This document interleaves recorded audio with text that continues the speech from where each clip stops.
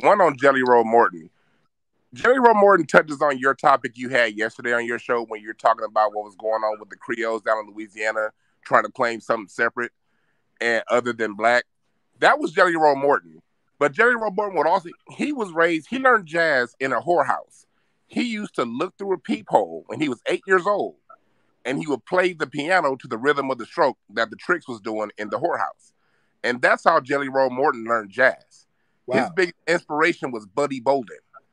But Buddy Bolden was dark-skinned, Jelly Roll Morton was light-skinned. He was one of those brothers that claimed something other than black. So he was one of those guys that wanted to be something other than black, even though he was black. That's who Jelly Roll Morton was. Jelly Roll Morton was also a pimp. When he left New Orleans, he got run out of New Orleans, and he brought 6 Tricks to Los Angeles, California to establish the West Coast jazz scene, and he bought a hotel on 11th and Central. It's still there. For those who are here in LA, if you ever, when you get your sound systems worked on the corner of 11th and Central, there's a 2-story building. Jelly Roll Morton brought that style of jazz out here, and he brought 6 Tricks with him, and he would play jazz, and he would also pimp out that same hotel. But he was somebody who prided himself on being other than black, but that also got his ass run up out of New Orleans to where he had to come here to LA. That's one point.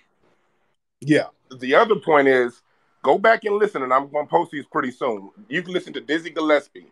When their music didn't influence ours influenced theirs.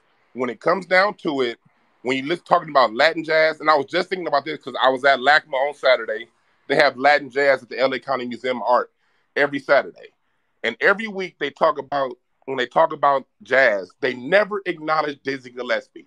They never acknowledge Charlie Parker. But Dizzy and Charlie are the fathers of salsa, Latin jazz, and bossa nova.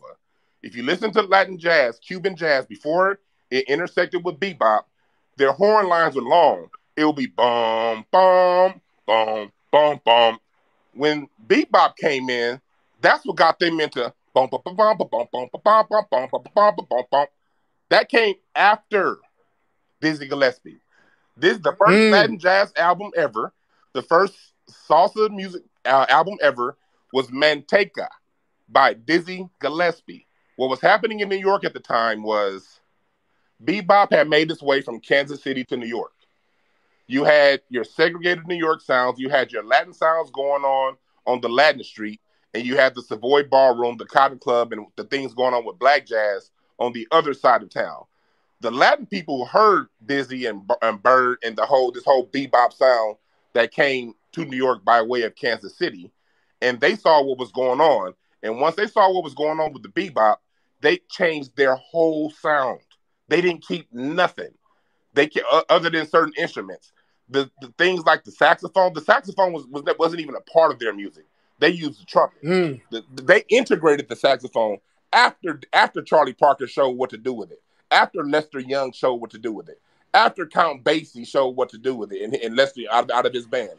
They integrated these things coming to watch us. And that's according to Tito Puente, and that's according to all of their forefathers. Their forefathers say that their sound changed after intersecting with us.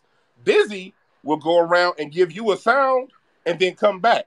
Bebop, if you listen to Max Roach will tell you bebop was created to be a black sound.